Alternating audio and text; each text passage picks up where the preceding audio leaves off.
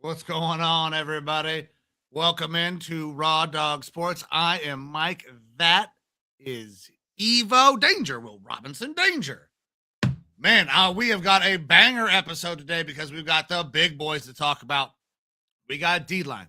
We got Oline. We got Puka fucking biting people, apparently, as the show is starting, saying some crazy shit. And my man, Evo, looking stunning as ever. How you doing, brother? Welcome in. Doing good, man. Happy to be back. Happy to be back in Arizona in the normal studio here. Ready to get into some prospects. We are less than a month away from the draft, so super excited for that. Sounded like we're both going to be out there, man. Both going to be getting my first draft, your first draft as well, right? Yes. Going to be there in person, so that'll be pretty sweet, a cool experience. Excited to be here, man. Excited to go over this O-line and D-line prospect, kind of part of our lineage, the show's lineage, previously known as the Lineman Lounge, now Raw Dog Sports. So excited to do this. Hell yeah, man. I love talking to big boys. They don't get enough shine. They never get enough credit. Honestly, the media veil, I felt was like pretty disrespectful for the offensive line. It was not right. The fucking TV crews were all packed up. You were able to get right up front anywhere you wanted to be at the lineman's media veil. It's bullshit. That's the most important unit on the team. So, and listen, I used to coach offensive line, when Graydon was coming up. So I have a very, very soft place in my heart for those guys. I also was a running back in college. And all of my buddies were linemen because, well, that's the way it should be. Those guys protected my little ass. So thanks to those guys. Hey, look, it's something that we bring up all the time. Offensive line, defensive line, the lines and the trenches are the foundation that you build the house on, right? If you want a solid team, yeah, you need a quarterback. You want some flashy wide receiver who's out biting people and things like that. You want those pieces. But none of it works if you don't have a good foundation to build that house on. And that's the trenches, man. And it might not get the shine because a lot of the times the trenches, that line, that foundation, they are down in the ground doing that heavy lifting. You put all the nice trinkets on the outside of the house and stuff to get that resale value. But again, that house wouldn't be there without that line. That's what the trenches are there for. That's why we're excited to talk about these guys because they are extremely important. They make the rest of that offense and defense work effectively. That's absolutely right, man. So do you want to get right on into offensive and defensive line, or should we cover the few things that have happened in the NFL since the last time that we were here? Let's go over the couple things in the NFL. Some massive signings. We got Joe Flacco coming back to the Bengals. Hell yeah. We got Carson Wentz coming back to the Vikings. We got all these fun signings happening. Obviously, free agency is not over, but the big signings and stuff kind of are. Now you're getting your more bargain signings, your guys who are coming in as depth pieces, things like that. So nothing too huge, insane, or crazy. I mean, you get your Andy Daltons being traded and stuff like that. But just some, other things happening around the NFL that are kind of starting to shape out the rest of the season. We get more word on Maxx Crosby now that the reason why the Ravens failed him was because they believed that knee issue to be degenerative, which I get when you're making a big investment, if that truly is the case, that it's a degenerative issue. That being said, those issues could maybe start to show up a little bit later in life, maybe when the guy's already out of football. So is it really a concern? I'm no medical doctor, so I don't know for sure. But there's a lot of other medical doctors out there who get paid a lot of money by teams. And a lot of teams were in on this guy. Yeah. And it's not like the Raiders are like, we need to get rid of him before this knee completely explodes.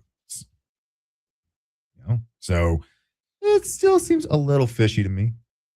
But hey, that's the story that the Ravens are going to stick to. I mean, it's a lie. I understand why they're continuing to lie, because once you start to lie, you have to keep going with the lie. Otherwise, everybody knows that you're a liar.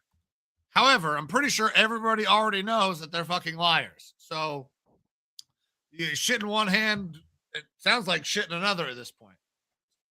And I'm here for it because the Ravens are a division opponent. I'm glad that they don't have Maxx Crosby on their team. Yeah, I get that from your perspective. They do have Trey Hendrickson. We'll see how he's able to bounce back and be a factor there. Obviously, he won't be helping that Bengals team, who is already bereft of defense. We'll see how much they're able to do this offseason, the rest of this offseason, particularly in the draft, trying to fix their issues. Now, if I'm not mistaken, you've been doing a little series where you've been drafting for teams, and I think you might have recently done the Bengals. I did recently do the Bengals, yes. Now, I felt like I did a pretty good job. I can go ahead and pull that thing up here somewhere. The Bengals draft. Listen, I felt like I did them really good. I went with Vega Ioane, and even PFF killed me on the grade. They gave me a C because I took him at 10, but I'm not doing any fucking trades because this would get wild with me picking for every single team on my own. I would be picking the same fucking dudes in every goddamn draft. How the fuck did the Browns end up with 35 picks? Exactly. And they're picks 1 through 35. Yeah. So I reached, but we'll talk about him here in a minute. I think Vega Ioane is probably the best offensive lineman in this draft. Then I went Zion Young, Domonique Orange, Bud Clark, Jaden Kennedy. I got an F grade on that one in the 6th round. It took him in at 189 and I got an F. I was like, God damn, what the fuck am I missing? Look, I think especially in that range, he's a pretty solid defensive back prospect. So, and then I went with a guy who I do not know at all. I need to go back and check this dude out. Red Murdoch. He's been rising a little bit from very small school linebacker. I think it's more of name and things like that. I don't know him that well. I've seen him popping up more in some of the mock draft databases and things like that. Maybe that's on me. Need to do more research, but he's a guy out there, small schooler. Name. Absolutely. Yeah. Look. Go ahead. Go the rest of your list. So I finished out Andre Fuller and then Logan Fano. I got murdered. I got bottom 26% of the Bengals drafts. The team, or what they told me to do, what PFF said I should have done instead of drafting Vega, was to draft Carnell Tate because he was available right here. And I immediately threw out every fucking grade that PFF gave me, because why would I take Carnell Tate if I'm the Bengals? You have the best wide receiver core in the NFL, and it's not really that fucking close right now. So you're going to, come on, what the fuck? So the fact I got an F, I was like, okay, fine, murder me, whatever. But I automatically threw out what they thought. What I've found with PFF is that it rates so heavily biased towards what they list as the team needs. However, those team needs, and look, I get it. PFF, they're covering 32 teams, but it is kind of like their job to know exact team needs. It does not paint the correct picture, and it really doesn't seem to look beyond a year, like their current year, in a lot of different circumstances. I mean, you get some teams like the Rams who could use a quarterback. That's looking beyond this year. But in your case, the Bengals, Do they absolutely need interior offensive line help this year? Not necessarily, though. Ioane's fantastic. Like you said, possibly the best lineman in this draft, but he's extremely good on his own.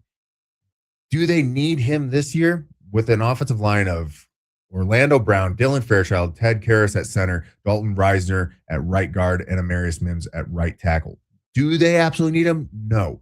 However, that line was awful last year. We can say their names, but they were terrible last year. They weren't as bad as they've been in years past. And I believe that hairs here. They were the worst unit, and now they were what, 25th? They're probably solidly in the 20s somewhere. But the point being is that Ioane isn't we're picking him for this year. Absolutely, could he play this year and probably be an upgrade? Yes. But Dalton Reisner has been a bit of a journeyman, keeps signing on 1-year deals. Yes, he re-signed a little bit longer this time, but he's not a young dude. He is an average tackle, an average guard. Ioane has huge upside to be one of the best in the league. That's an investment in your offense, which is the pride gem of your team with a Joe Burrow there and that wide receiving core. So it makes sense to go after him if you view him that highly. Now, if you want to talk a positional value, sure, guards get dropped, but I'm pushing back on that. You look at how some of these interior offensive linemen are getting paid now. You look at how some of the running backs are getting paid now. The positional value is still there. That, like, the way that these guys are getting paid, it kind of makes sense to make huge investments in some of these positions for the long term, because at a minimum, you're getting 5 years from this guy.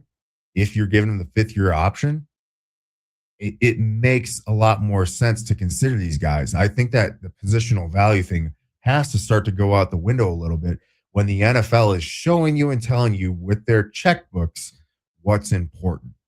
And so going after a guy like Ioane that high doesn't bother me. Going after him with a team like the Bengals doesn't bother me, because he could be a huge foundational piece for that offense going forward.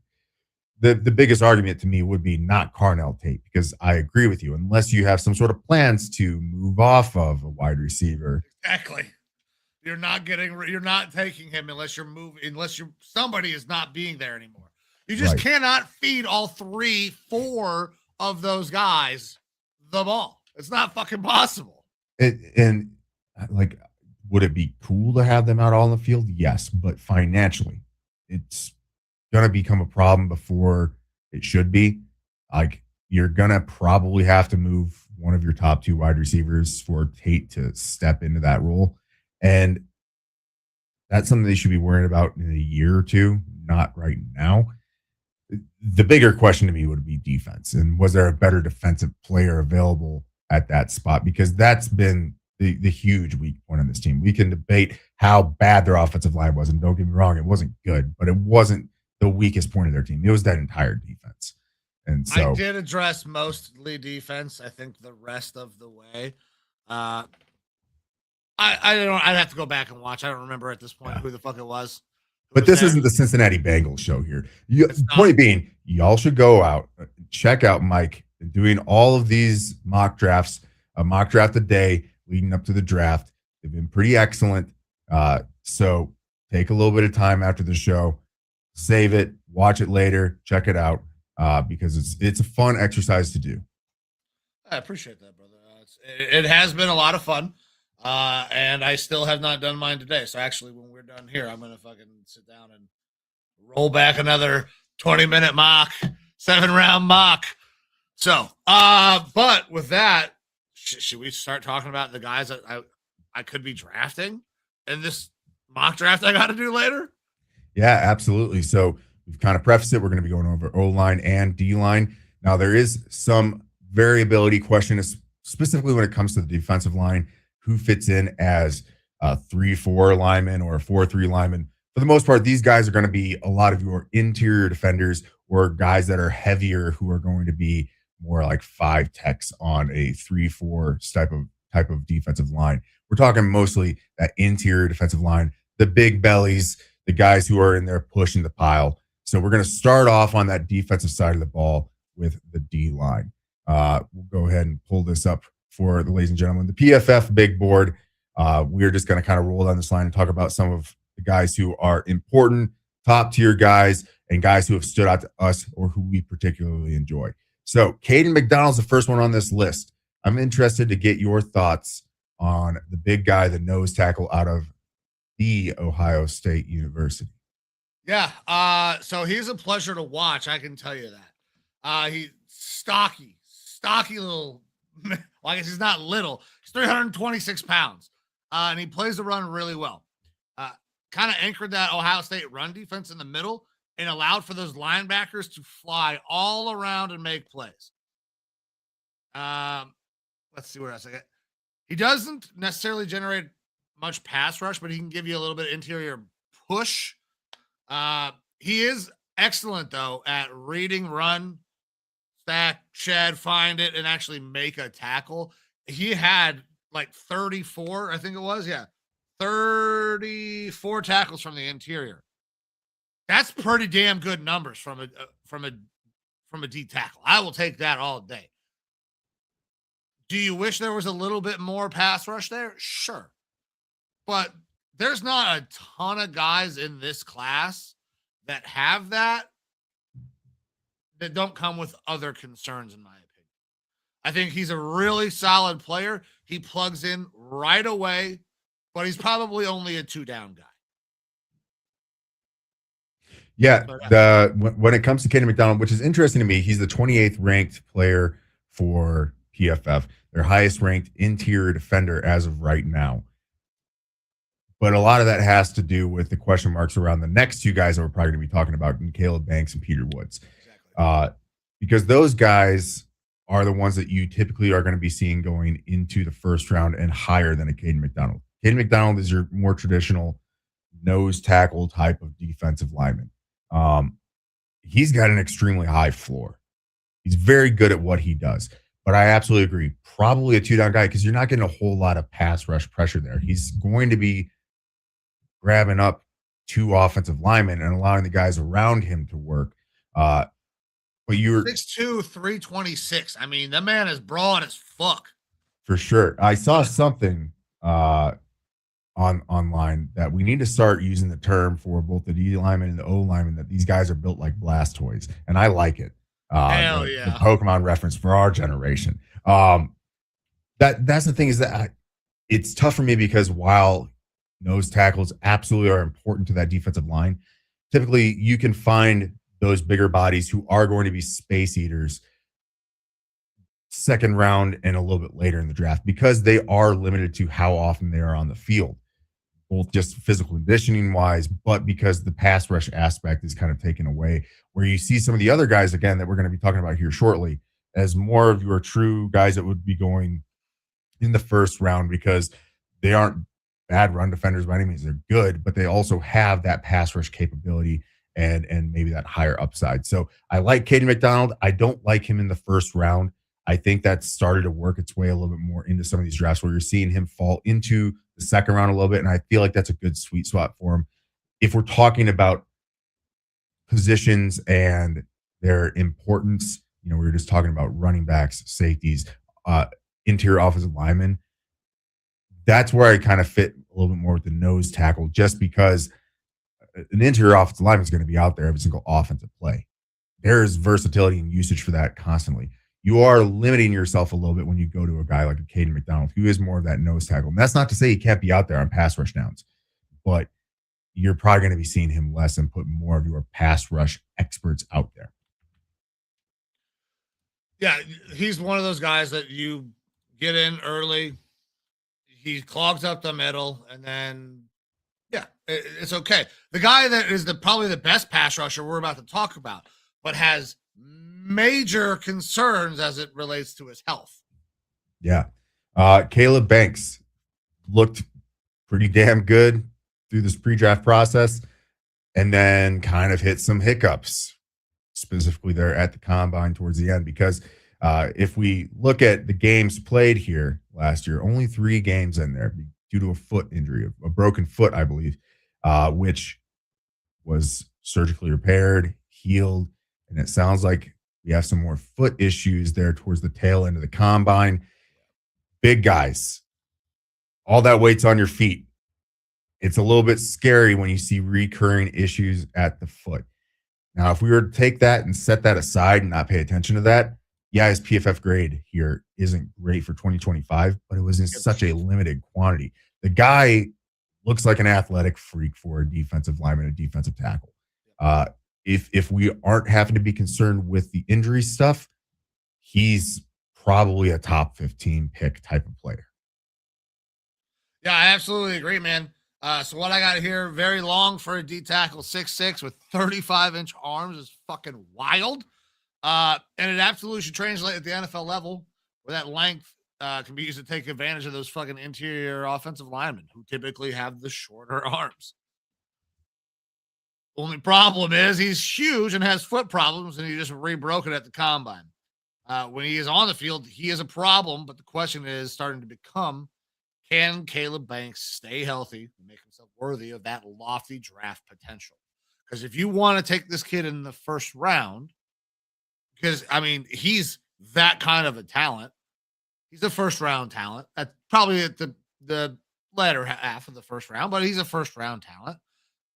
But with the injury and the continued foot injury, as you brought up, you just never know. I mean, big guys in the NBA never recover. And, you know, the NFL is not going to be any easier on your body and your feet. So it is a massive concern. But I agree with, like, this is the dude, I think. Like, if you want a guy who can rush from the interior, this is the guy. This is the prototypical guy that you want. It just, you have to have concerns. And if you're going to have those major concerns, can you draft him in the first round? It's all going to come down to medicals and what those individual teams decide on a guy. My fear is that this, if you look at his past, wasn't an injury concern up until this last year. And you're talking about a guy who knows he's coming out in the draft. He's pushing himself hard to get back on the field as soon as possible, to be able to play there in the bowl games, to be able to perform at the combine. Did he rush a little bit? And is that why there's that foot issue? Absolutely. And here's the thing. If that is the case, while that is not smart for him long term, you have to kind of respect the fact that he's like, I want to get back out there with my guys and fucking play. That is something that I think NFL teams would love. But at the same time, you have to be smart with your body. Yeah. And that's it. It might make it where he goes into a situation and you do want to limit him. Like if you're able to get him back fully healthy, then you're possibly looking at a gem, a diamond that you're able to get later in the first round or even possibly into the second round. But you just have to put in a little bit of extra time. I look at a guy like a Jeffrey Simmons who is taken extremely high, knowing after an ACL tear that he wasn't going to be able to play that first year. He's one of the best interior defensive linemen in the NFL right now because the Titans were willing to take a chance on him, let him rehab for a whole year, and then let him become what he is now, which is a fantastic player in the NFL.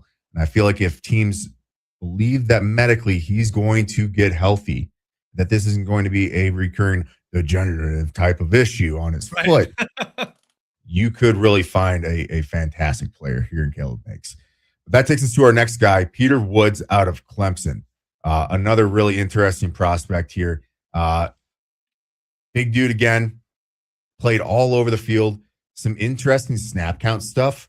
Yeah. If you look here in 2024, Clemson had him playing at an edge rush type position, a stand-up edge rusher for 122 snaps. This is a guy that kind of plays all over the field, including a bunch on special teams, not just field goal block, but like punt return and stuff like that. He's very versatile, but I think when he gets to the NFL, you probably need to focus on what is his best position and really lock him in there. But I'm interested to get your thoughts here on Peter Woods. Really athletic D tackle with shorter arms and a lighter frame. Profiles as a 3 tech, but he needs to improve his pass rushing. Play the run well this year at Clemson. He had 2 incredible years leading into this season where he didn't play as well. I think he can stand to put on some weight and get a little more push in the interior with power and size comparisons with those shorter arms. We saw high-level production, then drops. Like, there are things to love, and then there are things that you hate. It's just such a mixed bag after this year that I wonder, I have concerns about how much is he going to, how much is he going to work at the NFL level? Because it felt like at times that he just kind of stopped playing. Maybe it was me just being overly critical. But I mean, this is a guy that I thought had a great motor coming into this year. And this year really fell flat. So I don't love that. It makes me very sad that he's not some like supremely touted pass rushing guru, because he could be that guy. You can still win with shorter arms. He could be one of those guys that hits over that 5 sack mark. He leaves me wanting. That's how I feel about Peter Woods. So for one of the things you're not supposed to do is scout the helmet too much, but he reminds me of a guy in Christian Wilkins, and I think he could be the best prospect at interior defensive line to come out of Clemson since him, minus the weird forehead kisses. But Peter Woods, for me, I can't speak to the motivation or anything like that. It's not that I didn't see it on the film. I just wasn't really looking for it. What I felt with him was that he was a guy that over the years there at Clemson, they used him in so many different ways and so many different spots that he does. I don't want to call it a tweener body, but I agree he needs to put on weight for that interior defensive lineman role that he's playing.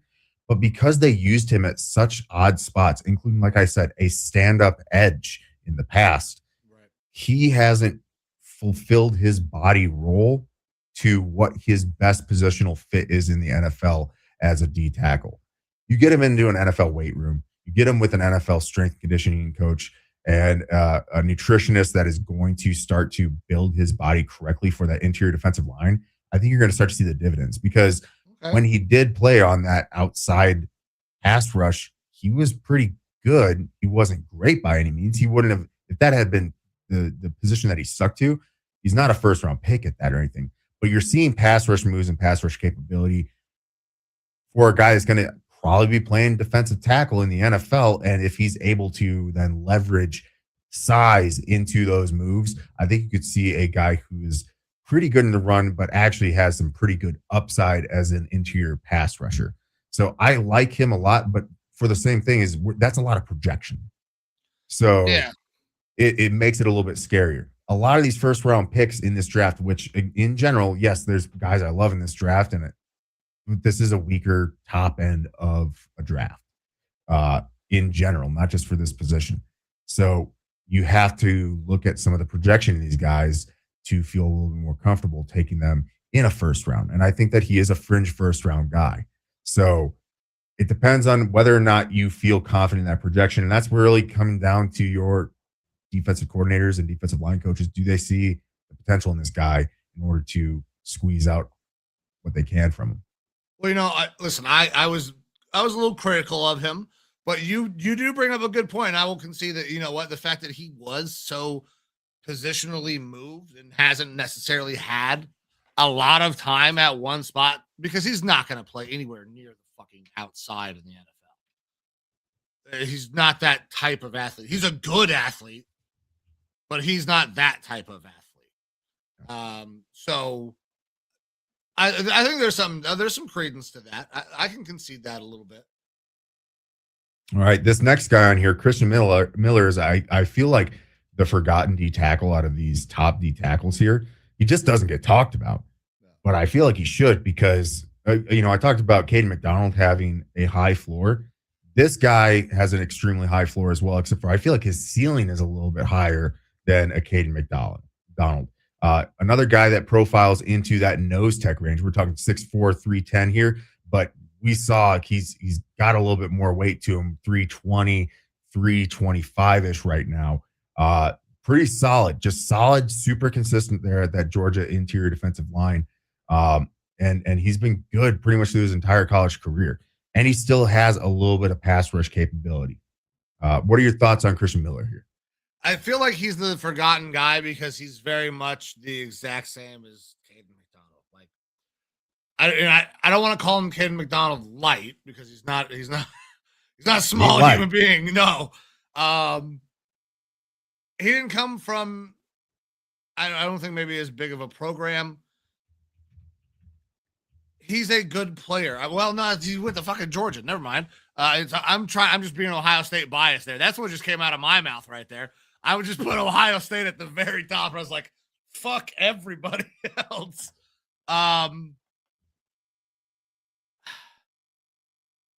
You see, I don't know that he's going. You see, he played a lot of B gap. I don't think he profiles as a 3-tech because there's not pass rush there to be like. He would need to be a 1-tech in the NFL, which doesn't feel like it's a different move for him.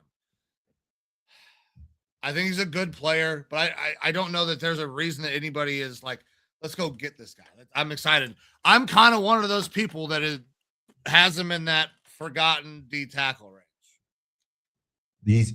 Because I feel like he's a forgotten D tackle, and don't get me wrong, I feel like the guys who you feel like you can pick and probably start really early, he's close to the end of that range. But he's the guy that you're going to get in the second round. But it's still only 2 downs.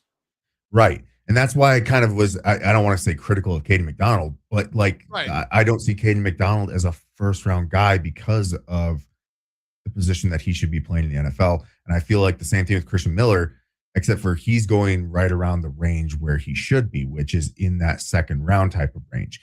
He's more that top end nose tackle type situation in this class. Whereas another guy that we're going to talk about in a little bit, Domonique Orange, another guy who's a nose tackle. He's not as good as these other guys that we just talked about in the nose tackle range, but you're getting him in the correct spot, rounds 3, maybe round 4, because you're getting a guy that's a 2-down type of player. And you're not having some sort of huge drop off. I'll wait on my Domonique Orange critique here. I feel like, because we can get started on that here in a second, because I feel like if you're going to spend the draft capital on a 2-down guy, why not go with a Domonique Orange instead of a Christen Miller? I think it feels that there's not a huge difference there in my mind. There's not. I would, if I had to choose between Kayden McDonald, Christen Miller, and Domonique Orange, of which one of those 3 guys I would have on the field for pass rush downs, it would be Christen Miller. I think that he's got the most pass rush upside of those guys. Not that it's a lot of upside, but he's a guy that I can feel a lot more comfortable being out there for 3 downs versus just 2 downs. But I do want to talk about a couple of these other guys here before we get to my boy Domonique Orange. Lee Hunter. Yeah. Love this dude. He really showed out in that pre-draft process. This is a guy. Fucking big boy. This is a guy. Here's a guy that is a big motherfucker that I actually feel like could give you a little bit of extra pass rush chops through the middle. Like this is why we're not talking about Miller, because you get guys like Lee Hunter who pop off the tape, especially, and then you see him. I saw him at Senior Bowl. I was like, this dude's fucking awesome. So you get those types of guys, and you get your Millers that kind of fall by the wayside. Yeah, that's the thing, is the tape and watching Lee Hunter in person pops a lot more than a Christen Miller. Like I said, Christen Miller is kind of, you set it, forget it. He's good. You probably are getting that pretty high floor out of him, but it's not exciting. Whereas Lee Hunter excites me because there is some true pass rush capability, some knifing capability there from this guy. He's a dude that I'm excited to possibly get a chance at with my squad around that second round range, because I feel like it's a fantastic value for a guy who can be big enough to eat up that space in the middle, be a good run defender, but you actually might be able to kind of scrape away something and find a guy that's got that true 3-down versatility to be out there as a pass rusher in the middle. Absolutely. I'm sorry. El Presidente from not Barstool from the OTC just hit me up. We will be doing a big group mock. So Evo brought up my mock drafts earlier. Thank you for bringing those up, by the way. You can go check those out. We're rolling through. I got one to do tonight after this is over. But every year we do a large group mock draft that will still be happening. We'll reach out to the people as that gets a little bit closer. I mean, we're gonna have a lot of things happening with the draft going on, but that I fully intend on us having a large group mock draft because I feel like that is something that we have done a really good job at since the inception of our show. It's even back at the Lineman Lounge. For sure. I do have a question here with Lee Hunter. Do you think that he has the capability to possibly be a first-round pick towards the end of that first round? I think that it's possible because of the things that he showed at Senior Bowl, that he does have some of the pass rush chops. He's got more than a Kayden McDonald does, right? Like, and he's also going to be a big body that eats up space, can take up 2 blockers, stop the fucking run. Like, Lee Hunter should be creeping up into that range. Some teams will be like, man, he's super unathletic though. 21.5 inches. Like let me read you my write-up. So a nose tackle with a little bit of pass rush to him. Watched him at Senior Bowl. He was one of the best players there, won in individuals, made plays in team, and was generally a lightning rod for excitement. His combine scores didn't do him a ton of favors, and 21.5 inches was a mark that everybody at the combine felt like they could beat, including my fat ass. But Lee has long arms and doesn't need to jump for his position. He can drive a center right into the lap of a quarterback, and I think there's room to improve his pass rush chops, but still needs a little bit of development in that aspect. So I love Lee Hunter. I think he's going to be a really fun he's going to be a guy I feel like that just fits in any locker room.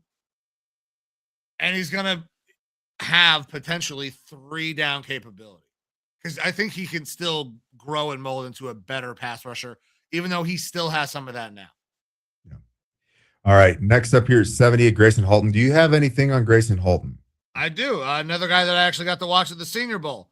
And he was really, really disruptive there. He's one of those guys that may be one of the, better interior pass rushers in this class because he's an uber athletic fucking 3-tech. He is light though, and can get pushed around in the run game. His combine numbers were explosive, and seeing him in person at fucking Senior Bowl, he was making plays all over the place. I don't know that he is necessarily a guy that you have out there 3 downs either. He seems more like a guy that you could draft and bring in for like situational pass rush. He's an interior guy that you want on the field for those situations, but maybe not on first down when you're expecting a run, because that's not his game. A little bit different kind of a prospect than we've talked about so far. Yeah, he's light in the ass. Exactly. For a defensive tackle. And you do see it pop on film where he can kind of get blown out of spaces and stuff like that or shifted around, but it's not consistent. I watched some film specifically. I believe it was, let me double check here. Alabama. I watched him stack Kadyn Proctor, who's a dude that has something like 60 pounds on him and a lot of height. And I watched him stack him and shed him in the run game, like stand him up and then shed him, put him on his heels and shed him, which maybe that's a little bit of a problem about Kadyn Proctor. We can talk about him as we get on to the offensive lineman. But I like what I see from Gracen Halton. I think there's potential there for him to grow into the spot where, definitely I think you are getting a pass rush aspect out of him. But for a guy who can at least at times hold himself up pretty good in the run game against much bigger offensive linemen, I like to see that. I think that he has more development capability out of him. He's a guy that's definitely going to be going a little bit later than some of the names that we've recently talked about, but he's really worked himself up in this process to being more of that 3rd round, maybe even breaking into the late second round type of player if you get a coach that thinks that they can develop him to be that true 3-down type of player. Listen, I think he's going to be really, really good. And you know what? His PFF numbers would say that he was really good against the run. He's light in the ass. He got moved around a bit. He penetrates.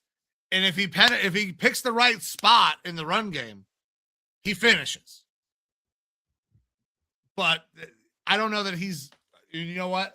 I didn't watch the Alabama game where he stacked and shed, but I believe you. So listen, maybe he goes higher. It's a player that I like. That's the thing. It's not consistent that he does that because I've seen the same thing where he'll get washed out. Yeah. But I've also seen times when he does things that he shouldn't be doing for a guy his size against guys much bigger, which is interesting to me. It tickles my fancy a little bit to think of what could be with a guy like Gracen Halton. Good player. Yeah. Every time, and I feel like people, every time when we make these clips, they're going to be like, oh, you guys are talking shit. We like most of these guys. These guys are going to get drafted. They're going to be capable players for the most part. But we're trying to do a job and do a good one and look at things and say these are places that you could improve. Even though I know that my fat ass cannot do what these young men can do at this point. Yeah, for sure. All right. A guy that I talked to you about when we were both originally going to be going down to the Senior Bowl and I didn't get to make it because of fucking weather and flights. Big Citrus, Domonique Orange. I love the fucking name, but is it more than just a name or is this a guy that's actually got some capability in the NFL? Again, we talked about him a little bit earlier in the nose tackle conversation. This is your guy who is your super traditional nose tackle, a big dude, right? 6'4", 325 here on the PFF page. He does what a nose tackle does. He clogs up space. He's inconsistent when taking on some of those double teams and can get moved around a little bit, but regardless, you kind of need a double team to take him because he is such a big dude. You're getting much in the pass rush game from him. Like, don't expect, he's got one sack that you can see on here. You're not expecting him to be out there on third downs by any means, unless it's third and short and the tush push is happening. Big Citrus is a big boy, and I like him for that. And I like where he gets drafted because that's the correct value for a nose tackle in most of these draft classes. Yeah. I don't know that I'm going to, everything that I have here is going to be a repeat, but I'm going to say it anyways. Nose tackle with not much to offer in the pass rush, but very good in the run game. He clogs the middle and will eat up multiple blockers, does a good job of maintaining his ground, but won't generate a ton of penetration or knockback. Athletic enough and does a good job of chasing and finishing inside out. That is one thing that I do really like about his game, is that his motor is pretty goddamn good. He keeps going and he will chase down things inside out that maybe he shouldn't get to, things that get cut back inside. So I like him in that aspect, but he's not a pass rusher. He's one of those guys. He's a north-south power guy, not great at shedding, getting east-west on some of these runs. But also, that's not the type of player that you're drafting him to be. Look at the snap count. I mean, 412 in the A gap. He's a nose. He's a true nose. Line him up there, let him eat up some space, and let your linebackers run free because that's what he's there for. Yeah. All right. What are some of the other names here that you want to talk about as we go further down? Well, let's see here. We got that one. I did that one. I got one more guy. So wherever you want to go, I'm good with. All right. But I got one more guy. I think I know that guy that you want to talk about. Do. I'll throw out these two right here. Rayshaun Benny. I like him as a 3-tech, a decent option in the middle rounds. Needs some more development, but has been on a Michigan defense that has been really good. Dante Corleone. He's a guy that would go a lot higher, but we're talking about a dude that A, is a little bit short, and B, has some injury stuff going on. If it wasn't for the injury concerns, he would probably be a lot higher, more like that second, maybe late second to third round type of range. But because of the injury concerns, that is dropping him quite a bit later. If the injury and the medical stuff checks out, he's going to go higher than pick 107 for that PFF rank there. I think he's probably more like a pick 60 to pick, 45 if the medicals really check out well on this guy. But we'll go ahead and go to who I think you want to talk about. Yeah, absolutely. Landon Robinson. So I don't know if Landon is watching right now. He followed us on X. He actually liked the promo of this one coming out. If you are watching, Landon, thank you for following us. Thank you for interacting. And if you ever have the opportunity and would be willing, we would love to fucking have you on the show. And I'm very excited to talk about you because I didn't get a fucking chance to ask you a question at the combine because you got fucked and didn't get an invite. So, no respect for our veterans like us, like Mike and I. What the hell? What the fuck? All right. I mean, you are a Navy midshipman. You haven't made it to the fleet yet, but we still respect it. Absolutely. Listen, man, I can't imagine like the fucking rigor of going through the academy plus being a fucking athlete. By the way, and this man's a captain. It's in the write-up. Here we go. I'm going to make some comparisons that people will call me crazy for, and I don't care. Landon is built almost identical to Aaron Donald, and there's video to show you. Landon benches 465 pounds. Aaron famously told DK Metcalf he benches 500. They're both shorter and lighter than the typical D tackle. Landon is 5'11" with a wingspan of 6'5" and 1/4 inch. Weighs in at 297 pounds. That was at his pro day. Aaron Donald, 6 3/4 with a wingspan of 6'5" and 5/8 inch. Weighed in at 285. Landon's 10-yard split was a 1.65. Donald's was a 1.63. Oh, and by the way, they fucking know each other pretty well, actually. Evo, I don't know why it won't let me add it to the stage. I'm trying to click it. Can you add that bitch? There we go. Here they are, hanging out. Aaron Donald showing Landon some things. By the way, just look at them. They look the same. They look the fucking same. I'm not saying that Landon will be Aaron Donald, but it's crazy, the comparisons. Landon got fucked out of being invited to the combine. He is my sleeper guy, but I don't think we should consider him a sleeper. He played at an academy, so people didn't get to see him every Saturday. He finished with 8 sacks as the defensive tackle. 8.5. Some respect on the name. Sorry, 8.5. And also contributed on special teams and was a part of their fake. Co-captain of the Navy team and recognized by President Trump as having arms of steel. He would be a steal in the draft for whoever gets him. This kid is fucking awesome. And it's not just because he follows us. Like, if you go and watch any Navy tape, this kid is there making fucking plays. So I cannot believe that he did not get an invite, especially after what happened at Shrine, apparently. Apparently, he fucking balled at Shrine. So I cannot wait to see what he does. He should get drafted. And hell yeah to Landon. Do you have anything on Landon Robinson? Yeah, I mean, you had it on the video there. Well, you look at that chest. It looks like he's built just like an Aaron Donald.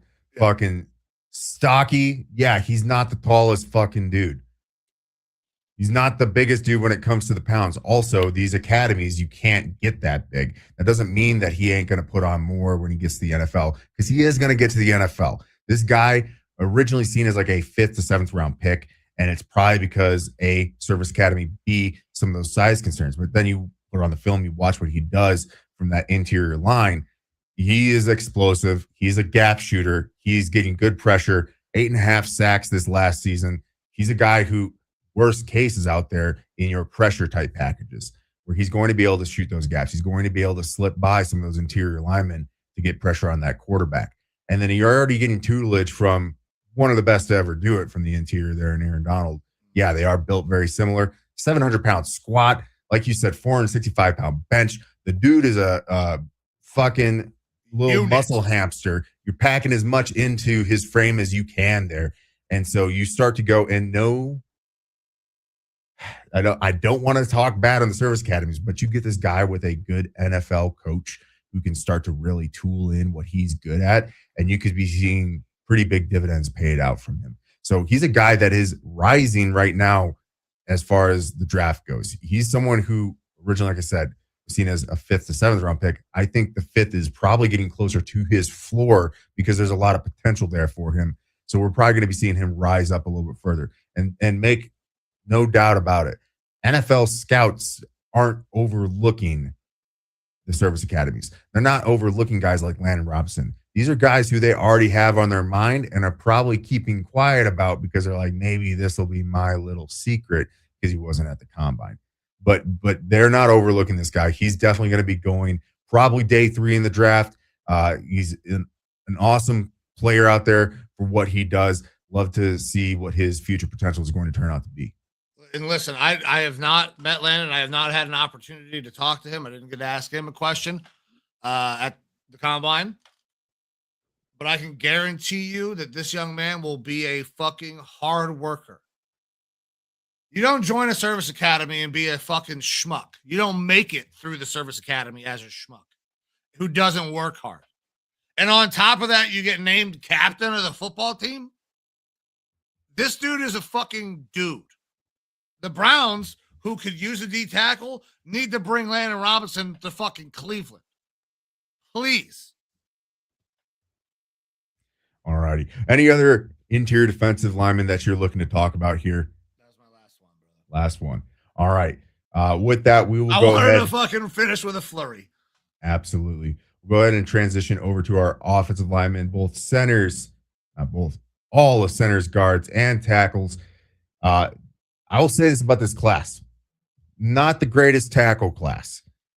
There's a lot of concerns about arm length and things like that, which has actually made this one of the better interior offensive line classes that we might have seen in a while. I like the centers a lot. I like a lot of the tackles who definitely have that guard flexibility.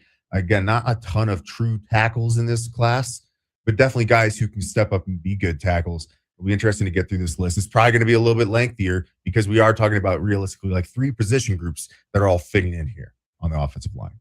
Absolutely. Now, the center group in this class, I don't love. I don't have a ton of things. Okay. There's several that I like. Okay. I'll be interested to hear what you got. I've talked a little bit about Yeager in the mock drafts.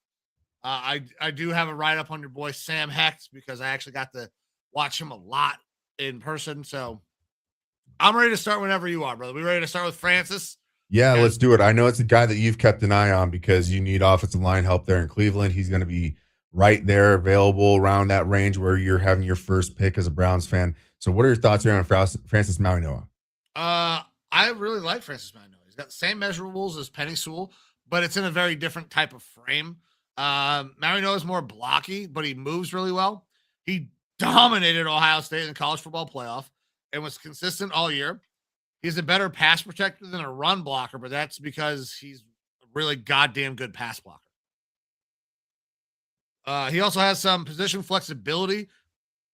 And when I was at the media availability for him, he mentioned that he took some reps at guard because he asked his coach to give him some and that he would be willing to make that move. He was willing to do whatever the team that drafts him needs him to do.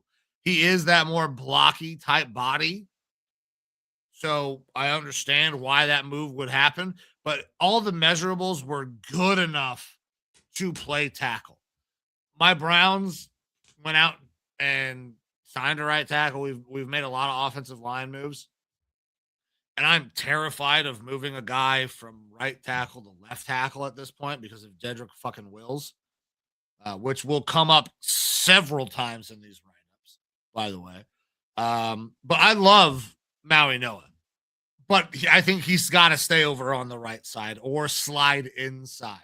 So if your team is looking for a left tackle, I don't know that he's the right guy to take because I don't know that you want to move him. But that's just me. That's my own fucking PTSD coming out of what happens when you take a right tackle and move him to fucking left tackle.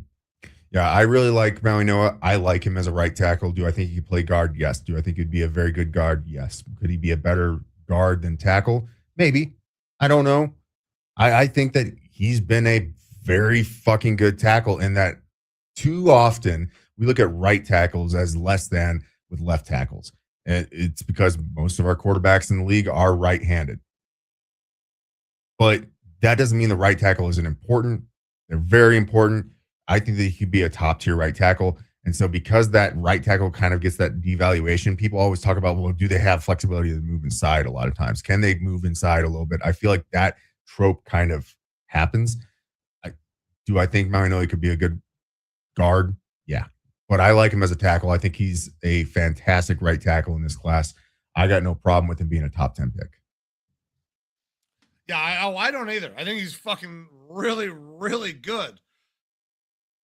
But I would not consider taking him unless you need a right tackle. It's not somebody that you can take and move, in my opinion. Because a lot of these teams that need tackles, I don't know that they're looking for right tackles. They're looking for everybody's looking for their fucking left tackle for the next decade. That's what everybody's looking for. I honestly don't know if he can move to left tackle or not, but you're talking about a guy who's not even 21 years old yet, and he's played exclusively at the right tackle position. If you're taking a guy as high as you are with him, you want him to jump in and start basically day one. And so that means start him at right tackle day one. If you had somehow the luxury of getting this guy and allowing him to sit, then yeah, maybe you can transition him to left tackle and train him up there over a year for him to eventually become your starting left tackle, because maybe he's got that in him, especially with the young age. But this is a guy that is going to be taken very high. I think he's going to slot in an offensive line immediately, and it's going to be at the right tackle spot, and you probably should just set it and forget it because he's going to be solid there for you. I absolutely agree. And producer Amber actually coming in here with a question that I feel like there may be some other people that are wondering the same thing. What is the difference between the right tackle and left tackles that they can't play both spots? Essentially, everything that you are taught, that you have been trained your entire life, is done one way. So if you are a right tackle, your right foot is back, and it is the first foot that always moves. You are more comfortable in that position. If you move to the left tackle side, your left foot is going to be back, and every movement is now backwards. It's like having somebody, it's not as dramatic as having somebody who is right-handed try to throw left-handed. But once you have trained a skill to this level that these guys have done it, to completely change all of the steps, it's a learning process again. So while they're really good fucking athletes and they can figure it out possibly at some point, you don't know that they will be as good at that new skill as the one that got them to the NFL level. That's my take on it. Evo, what do you got? Yeah, same thing. And then when it comes to the left tackle versus the right tackle in particular, a lot of times the left tackles are seen as more skilled when it comes to pass protection because, again, most quarterbacks are right-handed. That ends up being the blind side for the quarterback. Right-handed quarterback drops back and that right shoulder goes back. And so their back is facing towards that left side of the line. A lot of teams like to put their more premier pass rushers. If they're not putting up against the weaker of the tackles, they will put him on that blind side because that left tackle gets kind of put out there on an island a little bit more so in order to block the more premier pass rusher, because that premier pass rusher now gets to come from behind to try to sack that quarterback and makes it a lot more dangerous because they're just banking on that left tackle protecting them. Whereas the right tackle in front of them, they're not skilled, but the quarterback's able to see that rush coming towards them a lot easier and avoid it. So there's a little bit of a lesser need compared to the left side on that right tackle spot. And that's really just like very generalized. There's obviously a lot more to it. Amber also asked, are there many that can play both sides? Typically, no. You have some guys on teams that are swing tackles. Swing tackles. Train at both, but the thing is that they're backups typically, Start. guys who are spot starters for left side or right side because you're primary starters who do nothing but train for that position are really good at what they do. And the swing tackles are usually average at both sides. And swing tackles are really important for a lot of teams because they kind of take up two backup roles rather than having to have a dedicated backup left tackle or dedicated backup right tackle. Boom. Dropping knowledge and talking prospects. You ready for the next one, brother? Yeah, absolutely. We got Spencer Fano here after a really, really good 2024. Drops off a little bit in 25. Still pretty damn good. Another guy who's playing right tackle who I think has the kind of the athletic ability to play a little bit more left tackle. Good in the run. Okay in the pass. I'd say okay, but still pretty damn good. A guy that very early, we're talking November last year, was looked at as possibly a top 10 prospect. Him and Mauigoa were kind of vying for 1A, 1B as far as who the best tackle in this class was. Spencer Fano, excuse me, a little bit more of an athletic guy than Mauigoa, in my opinion. And I feel like he has the capability of possibly moving a little bit more over to that left side, left tackle if need be. Also a guy that probably is not going to be taken as high as a Mauigoa. So maybe he is one of those guys that if you're looking to convert, you can deal with him on the left side and maybe a little bit of a downgrade for a little bit while he learns that position. Yeah. So he's a really good athlete and has experience playing both tackle spots. That makes it more comfortable for me because he's already kind of proven that he can do it both. He is thinner than than most of your modern tackles, though. But he does a really good job of winning with his feet and athleticism. He needs to improve in the run game, but I think that's a frame that he could add to. Good balance, and at times catches blocks. There's a lot to like with Fano. If you wanted to move a tackle, this would be the guy that you could decide, okay, you could do it. We just went through that whole that conversation. Most guys, if you're a left tackle and you're not athletic enough to stick there, they'll move you to right tackle. That is a more common move. Going from right to left is very rare. Jedrick Wills tried it. It didn't work. Mauigoa should not attempt. No team should attempt that with Mauigoa. But if there is a guy that is currently playing right tackle that could move to left tackle, it's Fano because he's already played there. Now, I wonder why you would want to do that, because the left tackle that started for Utah, the same fucking team that he played for, is in this draft as well. So why not just play Fano at the position he's been playing for a while? I think he's capable of moving, but I would just keep him where he is. I'd keep him as a right tackle. All right. Next up, a guy who has been rising pretty damn quickly across boards. Fucking name. I'm Monroe tired Freeling. of this name, dude. And listen, it's not that I don't like him. So this is the biggest mover of the draft, and his RAS scores show that he's really athletic. And that's exactly why the fuck all of this is happening. Because his numbers are off the goddamn charts. He's basically perfect. If you built the fucking tackle in a lab, you'd make him this way. He's 6'7", 315 pounds. He's got 34 3/4-inch arms. Thank you for the 6'7", Evo. And people are falling in love with the potential. And there's nothing wrong with that, but that's really all it is right now is potential. He hasn't played a lot of football. His technique is raw as hell, and he has won because of his athleticism.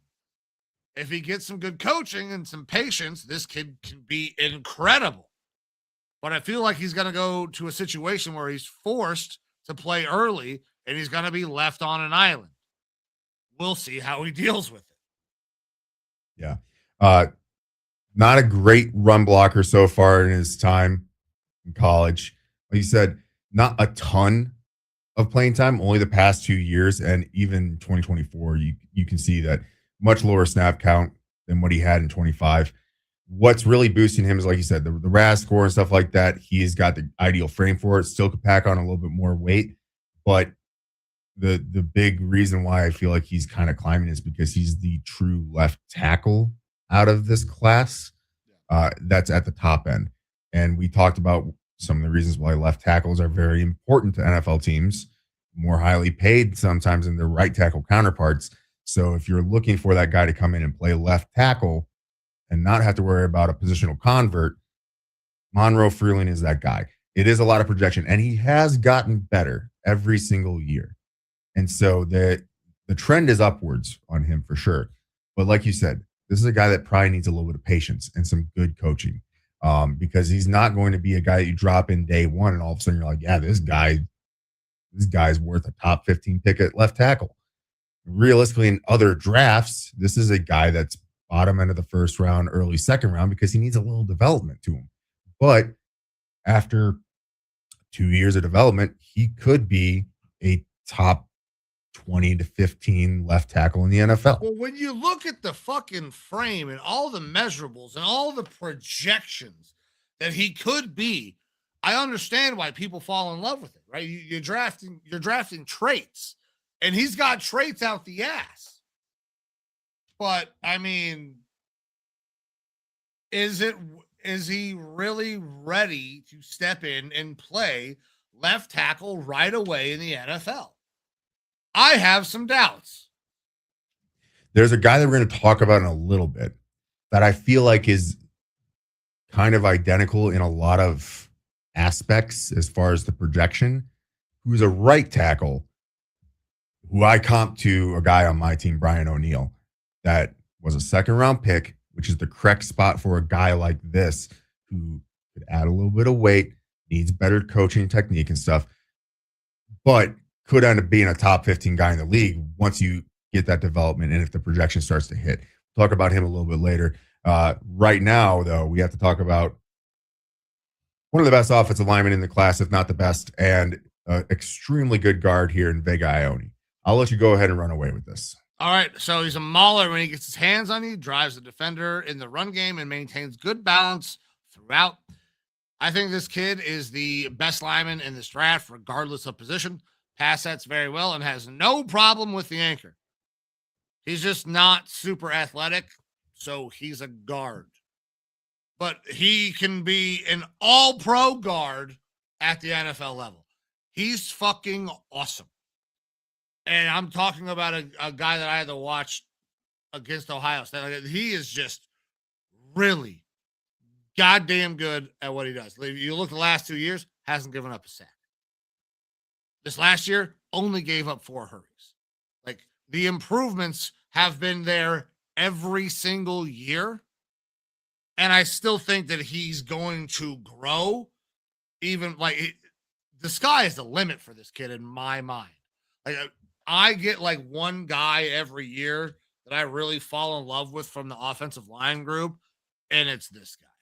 I think he's the best of the group, the entire group, and should be a high pick. I took him at 10 for the Bengals the other day. So, yeah, not much else for me to say. I think he's easily the best guard in the class. I think Pregnon, who we're going to talk here in a little bit, is also extremely good. Not super far down away from Ioane, but Ioane is just kind of still in that class of his own. He's a set it, forget it, start right away type of guard in this league. All right. Next up, Blake Miller. This was the tackle I was talking about. Blake Miller, to me, right tackle in this league. I really like it. He is consistently, if you look at this weight here, 6'6", 315. This is the highest weight that he's been in college because the guy was built a little bit more like a tight end to begin. And he's put on more weight, gotten better technique every year going through college. Again, reminds me of Brian O'Neill, my right tackle for the Vikings. That was a huge knock on him in the draft process. Way too light to play right tackle. He's going to need 2-3 years of putting on mass. Well, the Vikings were able to get him a good 30 to 40 pounds in one off season before the start of the season after drafting him. And he started at right tackle really early on his rookie year and has been stellar ever since. Blake Miller is that type of guy where there is projection for him for sure. I still think he needs a little bit more weight, but he's a guy who can get late first round. Again, these guys are kind of heightened a little bit because of the draft class overall, but he's a guy that probably fits in better early second round. You don't have to start him right away. You get him in a strength and conditioning coach in an NFL weight room and a nutritionist who's going to help him put on good weight. And I think the technique that he has, the athleticism that he has, and his steady progression through college is going to make him a pretty awesome right tackle who, again, I comp almost directly to a Brian O'Neill. Okay. All right. Well, listen. At 6'7", he's lean. So the getting bigger, adding more, I think it needs to happen. But he's very athletic. And when you talk about like one of the measurable guys, is another guy with fucking massively long arms as well, 34-inch. So as a set it, this is a guy I think you could probably set and forget it at right tackle. But I worry about how he holds up in the run game a little bit just because he's so light at this point. He's lean, he's thin. Like, give him the nutritionist, give him all of those things, and I agree with you. I think he can be a very, very good player. But you have a little bit of concern early on until you grow him into the man he's going to be. Yeah, for sure. That's the thing. Like, Brian O'Neill was a good pass blocker in college, so in the run game. Once they got that weight on him, like, he's been excellent in the run game, almost better in the run game than as a pass blocker. A little bit of a nasty streak to him. I like Blake Miller, and I think he's probably going closer to the right spot, which again, I think is in the second round. Sometimes you'll see him sneak up there into the first to a team like a Patriots who still needs tackle help. Strongsville, Ohio native. All right. Kadyn Proctor, any thoughts on this behemoth? Yeah. He's an enormous human being and a good athlete for his size. Also, he's still very young. There are some concerns, though. He is so big that you worry about his ability to move as a left tackle in the NFL. He's a good player, but I'm not sure he isn't better sliding inside or to the right tackle spot. But Jed Wills has given me nightmares about changing tackle sides, specifically Alabama ones. So that's how I feel about Kayden. Yeah, big fucking dude. Also, again, not even 21 yet. He has a lot of football and a lot of growth in front of him. I don't know what it is about Alabama and them liking their offensive linemen to just be big as fuck. But he's another one of those guys where this is a left tackle at that size. You're like, this is a little bit big for a fucking left tackle.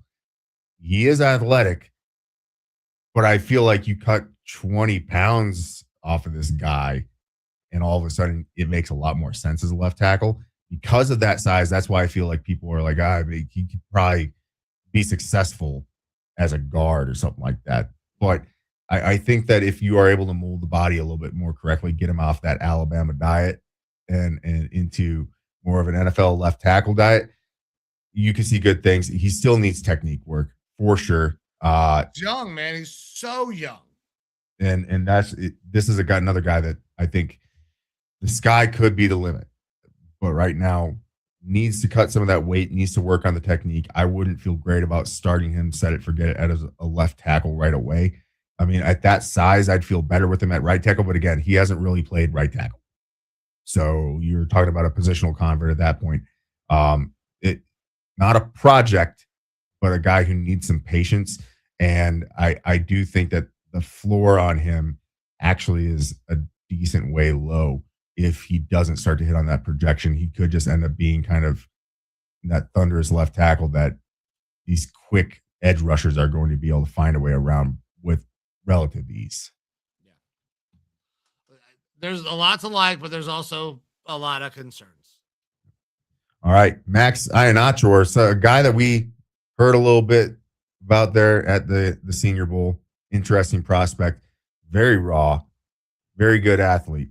What is your thoughts on this dude? So he's really damn good at Senior Bowl. He had good measurables at the combine, 6'6", 321, looked good drills, workouts, played against really tough competition this year, and he did very well. I actually don't have a lot of bad to say about his game. But do we have any idea how old this fucking guy is yet? I don't know. I could do a quick Google search. I mean, you can. I Googled it earlier. I still can't find a definitive answer.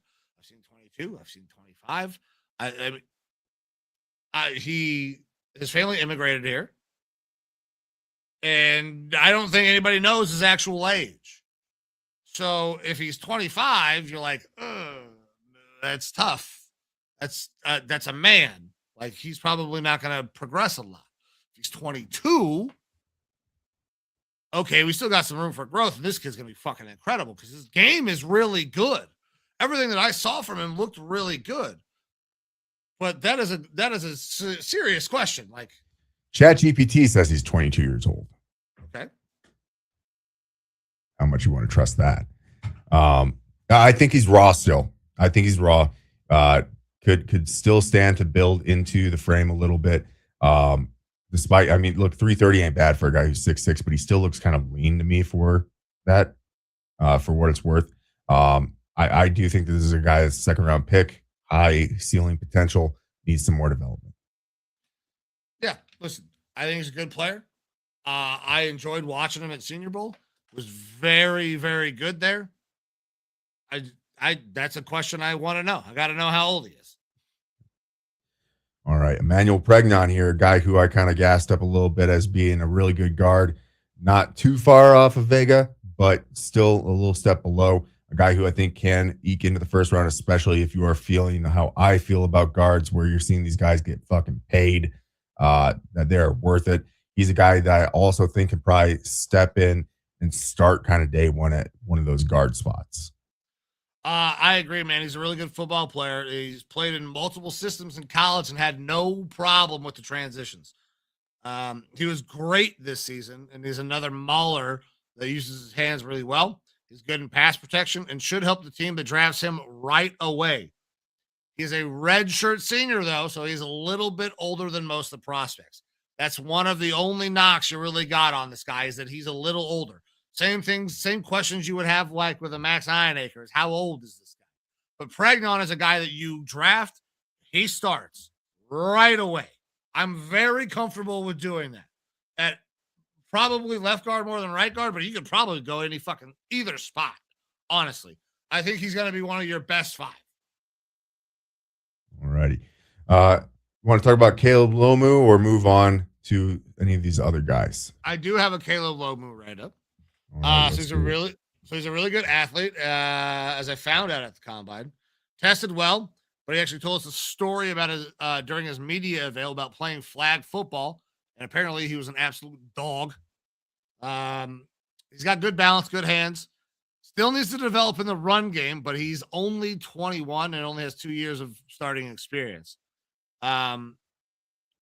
It's more than Freeling has in terms of experience, in my opinion, but I still think there's some time to develop. So Caleb Lomu is another guy that I like. They were right around that same range before the combine, before all the measurements happened. And then Freeling shot way the fuck up. And Lomu, because he didn't have, I guess, the same crazy measurables, was just stuck right here. I don't know that there's a huge difference between the two players if you started them day one. That's you're hoping on projections with the one. The big knock on Lomu was that he did have a very down year, specifically in that run game. Didn't look great against the run. Another one of these tackles at left tackle who was, again, we're talking October, November timeframe. He was talked about as a first round tackle, but then his year just kind of kept on not going great, specifically in that run game. Good pass blocker, but he needs to, whatever happened this year in the run game needs to get figured out. So he needs a little bit more development in that respect.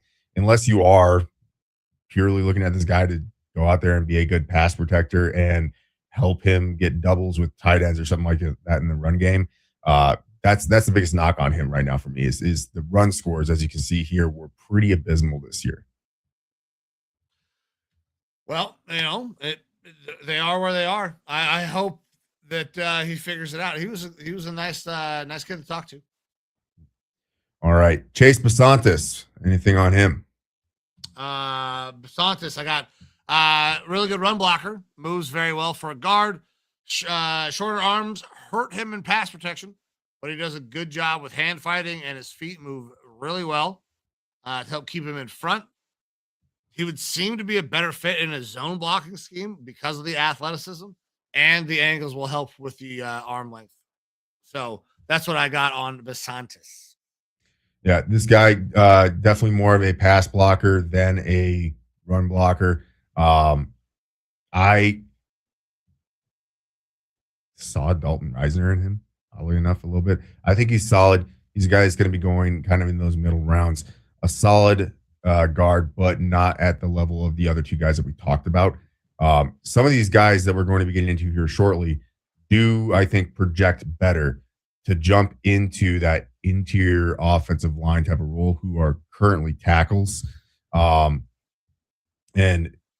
that's where it starts to mix in with the Besantis types, where Besantis has primarily played at left guard through his time in college. Obviously, you can see a little bit of right tackle time here, but he's a solid guard, a guy who I wouldn't be looking to start day one, but solid nonetheless. Yeah, I think he's a good player. And all these guys that are shorter arms, you always have questions about. I think he will be fine. But anytime you get a guy that's also a little lighter, you worry about scheme fit. There are certain teams now that are going to a much more power run game.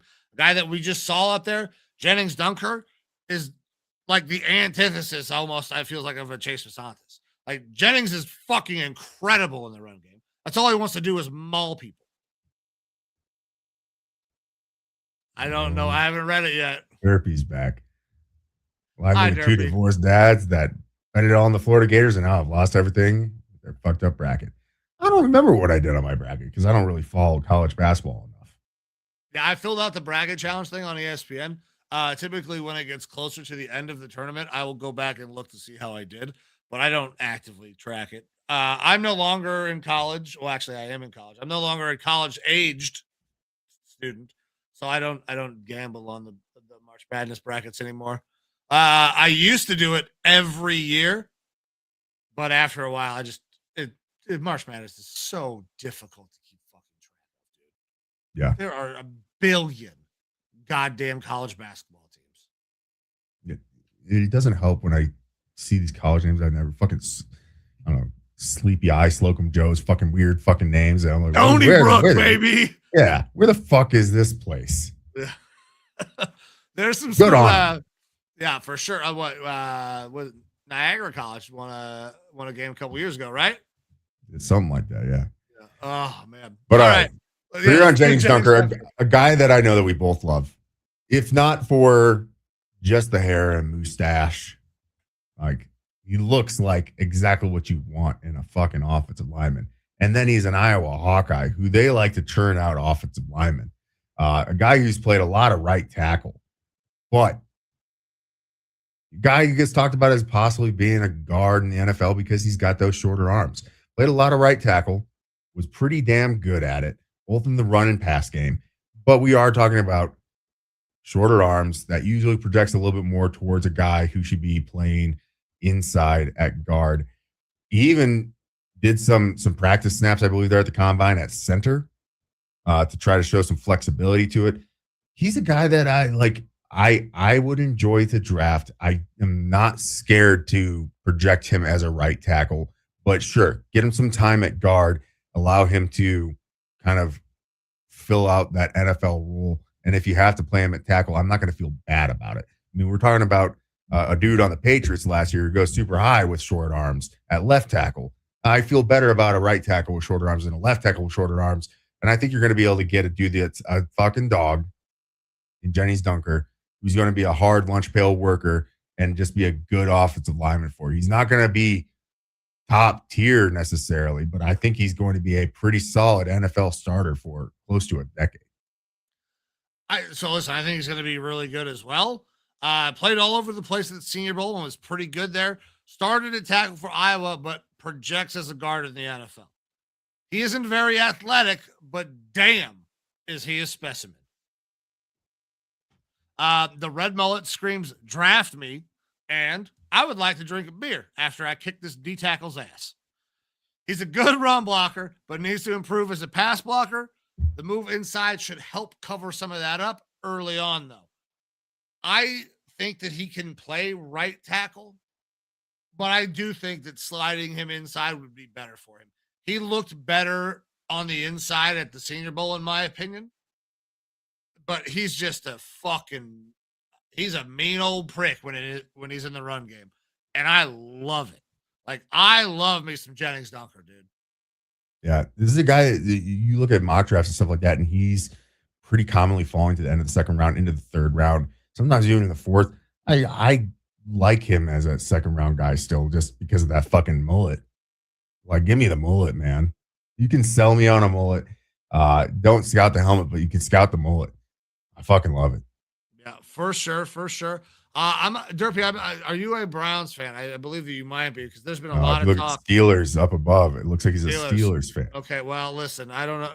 Apparently, this was one of the things that we could have talked about. We kind of skipped over it at the beginning of the show. Apparently, Ty Simpson might be the best quarterback in the draft, according to Dan Orlovsky, who I love and respect as an analyst, but I completely fucking disagree with his take on Ty Simpson. Ty Simpson has some NFL traits. He's got a decent NFL body size for the position. He's a guy that needs to sit for a year or two before you start to see any dividends. And even then, again, we're talking about projection. I don't dislike Ty Simpson, and I understand why Ty Simpson very well could go at the end of the first round to a team that is willing to let him sit. If the Rams are somehow able to find their way to getting him, makes a lot of sense. The Steelers, if you bring back Aaron Rodgers, you can let Ty Simpson sit. And that's why he gets talked about a lot. The thing is that if you're listening to all these people saying, oh, the Steelers love this dude or the Steelers love that dude, that's happening for every single team. No NFL franchise with less than a month to the draft is giving out any real information. This is all conjecture.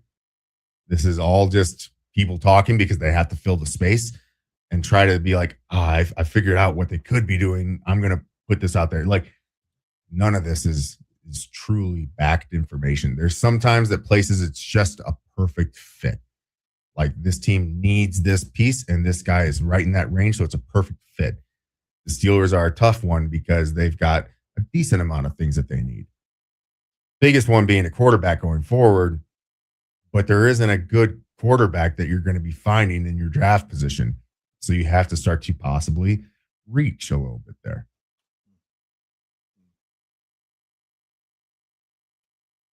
Yeah, I got it. All right, are we ready to move on from Gennings Dunker? Yeah, absolutely. What do you want to talk about next, Mike? Well, the next guy I got is a center. It is Sam Hecht. So if you want to talk about one of these guys here in the middle, we could do that. But I know you got a bunch of centers you want to talk about at some point. I think Connor Lew is probably one of them. Yeah, and Keelan Rutledge, because Keelan Rutledge listed as a guard here. I think he's going to be a center in the NFL. I think he's going to be pretty damn solid. The fact that he has some versatility to play guard is only going to help him. Those interior offensive lineman teams love the fact that they have a guy who can play multiple positions in there. I think this is a guy that you're going to get mid-rounds, and this is pretty common with a lot of interior offensive linemen. You'll find a mid-round, and in a year or two, you're like, where the fuck did this guy come from? He's pretty fucking good at being an interior offensive lineman. That's Keelan Rutledge to me. I think his best spot is a center going forward. Not going to put a whole lot else out there about him. Connor Lew probably would be the top center in this class, a dude that is dealing with injuries. You can see he only played 7 games. I believe it was an ACL tear that he's going to be coming off of. Now, ACLs are dime a dozen in the NFL these days, and they get repaired, and the guy's good again. No problem, thanks to Adrian Peterson. But this is a dude that, again, if he was not injured, probably is the top center in this class as a pure center. You can see he just played center in college, was very good at it there at Auburn. and he's going to drop because of that injury concern. All right. Now, Sam Hesh, go ahead and give me your thoughts on this guy. He's light in the ass, but he's a good athlete. Moves really well and seals off defenders in the run game rather than drives them out. Good hands and balance. Won't fit with every team because of his lack of size and ability to drive people in a power run game, but will be a great fit for his own scheme team. Good pass protector too, but catches at times it doesn't have the size to re-anchor every time. Looked pretty good at Senior Bowl, but was susceptible to the bull rush. And Lee Hunter was one of the guys that was there bull rushing his ass. Yeah. This guy, because Connor Lew doesn't, has the injury concerns, I think he's the top center in this class, pure center. Unless you don't want to discount that injury concern. Probably the best technique as far as a center in this class. And at his size, you need that. He's 6'4", around 300 pounds. He's a little bit lighter. I see a lot of Tyler Linderbaum in this guy. Tyler Linderbaum, who just got a fucking stupid contract from the Raiders. Tyler Linderbaum isn't a perfect center. He's a very good center. I feel like they mold and project very similar to one another. And I do feel good about Sam being able to be dropped into a lineup and starting pretty damn quick. So I'm a fan of him. Again, technique type of guy, but you have to have good technique and anchor as a guy at that weight. All right. I think that was actually my last guy that I have here. It is. So if you got anybody else you want to go over, let's hit him. Look, Jake Slaughter, he also is a pretty damn good center for zone schemes. The dude looks like he's 32 years old, but he's only 23. He's been on pretty damn good Gators teams. He's done a good job. He's solid. Another guy that I think can, like, you're a very capped ceiling with this guy, but he will be an average to above average NFL starting center, I think, within a year or two, and could be a starter pretty quick. Just don't expect him to reach that somewhat lower ceiling, except for in a year or two or whatever with this guy. Then a Logan Jones, a guy who I profile to Garrett Bradbury. Again, lightweight guy, also a pretty decent technician. He can get bull rushed even more than Sam did earlier. But Iowa does churn out good offensive linemen. I like that pedigree. Don't scout the helmet, but still, Iowa does a good job with those interior offensive linemen. Tyler Linderbaum light, or in my opinion, a little more of a Garrett Bradbury, who was the starting center on the Super Bowl runner-up team and did just get traded to the Bears. And I'm perfectly fine with that because I do know that those guys can get bowled over a little bit. So Logan Jones, a guy who you can definitely get in rounds like 5, who I think could be a starter pretty early on in his career, is going to have some of those issues, but there are things that you can definitely work around. And obviously you get guys like Garrett Bradbury, who ends up being just an average NFL starting center and can kind of get bull rushed, but still average is better than ass. And there are some teams with some ass center play that could absolutely use a guy like a Logan Jones. All right. Listen, there's a whole bunch of fucking Iowa linemen in this bunch. Bo Stevens is down here somewhere. Yeah. Playing guard. Do you have any other offensive lineman that you want to go over? I mean, I liked Bo Stevens a little bit at the Senior Bowl. I mean, since he's sitting right there. He had some bad moments at the Senior Bowl, but he also is the guy that showed some position flexibility as well. Kind of was all over the place. So you do like that. When you're looking at these later round linemen, like your fucking 4th, 5th, 6th, 7th round guys, anybody that you could bring in that gives you flexibility has a lot more value. So these guys that are taking snaps at different positions throughout the bowl process and all of that, it helps their draft stock immensely. I think Bo did that because I don't know how high he goes if you only know that he can play one fucking spot. All right. I got 2 other guys I want to say a little bit about. One is Cage Casey here. Awesome name. All right. He's a guy that I also kind of mocked to being similar to a Brian O'Neill. However, I think that he took some snaps through this pre-draft process at center, understanding that he could possibly need to move inside a little bit because he doesn't have all the same measurables. He's a guy that needs to build up his frame a little bit more, but a guy who, again, where you're getting in the 5th, 6th round, that is going to possibly have some swing versatility to him. He's a guy that I like to take a shot on there. A bit of a fan of it. And then Brian Parker II. Did you do any work on Brian Parker? I did not. All right. So this is a guy who played tackle here at Duke. A lot of right tackle, as you can see. Pretty damn good grades both in the run and pass game, right? Short arms. Can you think of another Duke tackle in recent memory that ended up projecting to the NFL as a center and has turned into a pretty damn good center? No, you're going to have to help me. Graham Barton out of Thank Duke. you. 10 o'clock. For the Buccaneers. I think this guy is Graham Barton light. I think that is actually his ceiling, is to be Graham Barton. Now, Graham Barton got a whole bunch of shine as we got closer to the draft. I don't think that you're seeing that here from Brian Parker II, but I think that he has that sort of potential in him coming out of Duke.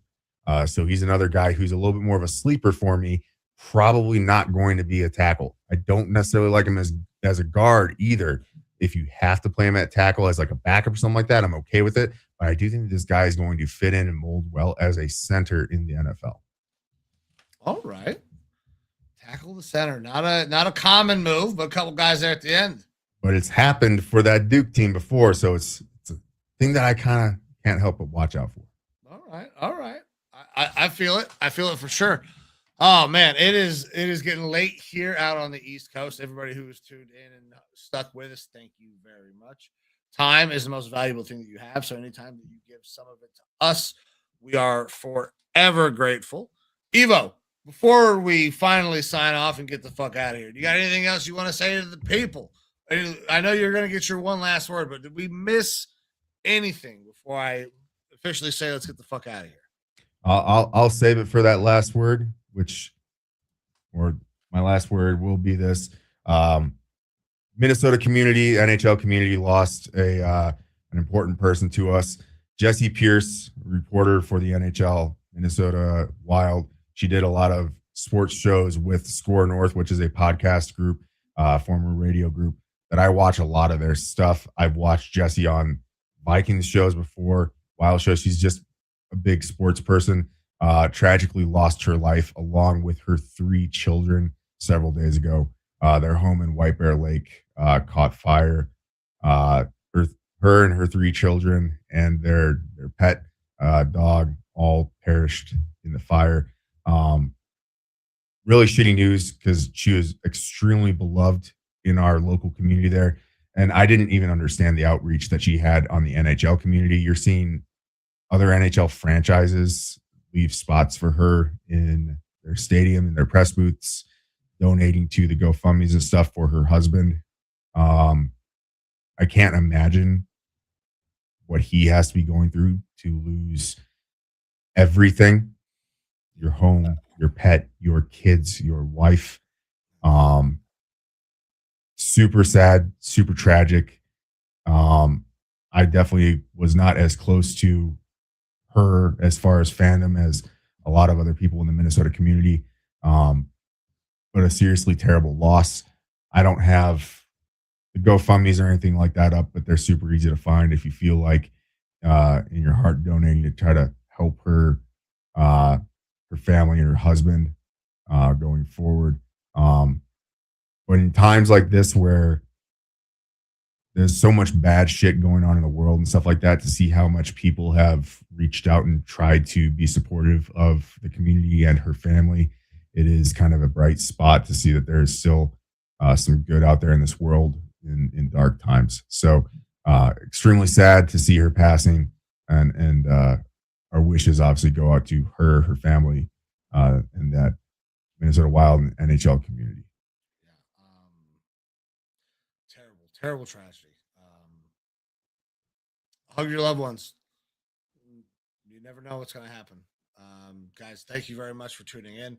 Evo, I appreciate you. To everybody who tuned in, thank you very much. Like I said earlier, time is the most valuable thing that you have. So anytime that you give some to us, we are forever grateful. With that, I'm Mike. That's Evo. This was Raw Dog Sports. See you. See you.